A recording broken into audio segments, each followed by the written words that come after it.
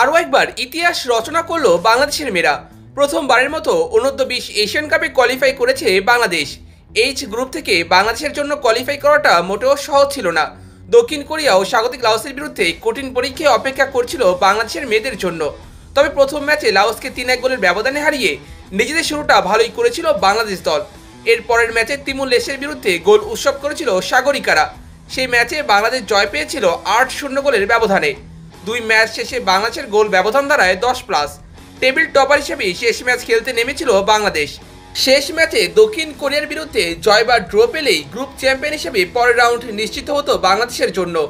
ম্যাচের শুরুটাও রঙিন স্বপ্নের মতো হয়েছিল বাংলাদেশের। ম্যাচের 15 মিনিটে শ্রীমতী তৃষ্ণার গোলে এগিয়ে যায় বাংলাদেশ। তবে মিনিট 3 পরেই সমতায় ফিরে দক্ষিণ কোরিয়া।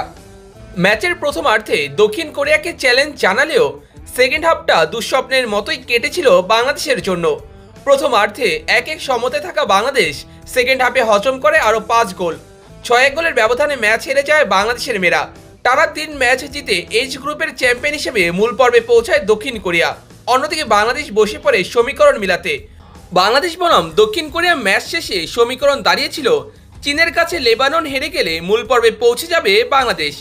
তাই চীন বনাম লেবানন ম্যাচে চোখ ছিল বাংলাদেশের সমর্থকদের। চীন অবশ্যই নিজেদের প্রত্যাশিত জয় পেয়েছে। লেবাননের বিরুদ্ধে 8-0 গোলের বিশাল ব্যবধানে জয় পেয়েছে তারা। ফলে সেরা 3 রানার্স আপের একটি হিসেবে মূল পর্ব নিশ্চিত করেছে বাংলাদেশ দল। বাংলাদেশ ছাড়াও বাছাই পর্ব পেরিয়ে এখন পর্যন্ত মূল পর্বে জায়গা করে নিয়েছে উত্তর কোরিয়া, ভিয়েতনাম, ভারত, চীন, জাপান এবং সাউথ কোরিয়া। বাকি দলগুলোর নামও কিছু সময়ের মাঝেই নিশ্চিত হয়ে যাবে। বাংলাদেশের অর্জনের পেছনে বড় ভূমিকা রয়েছে হেড কোচ পিটার বাটলারের। মেয়েদের দায়িত্ব নেওয়ার পর থেকে এখন পর্যন্ত বাংলাদেশকে 4টি বড় সাফল্য পেতে সাহায্য করেছেন তিনি।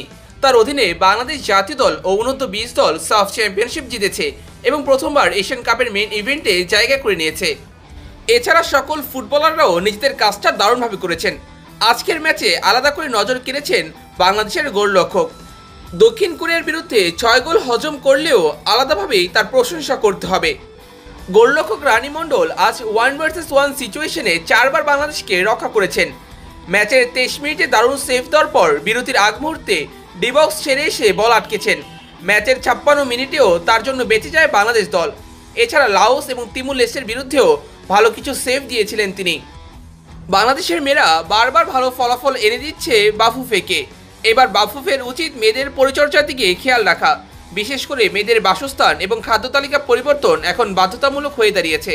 বাংলাদেশের নারী ফুটবলারদের অভিনন্দন জানিয়ে শেষ করছি আজকের ভিডিও।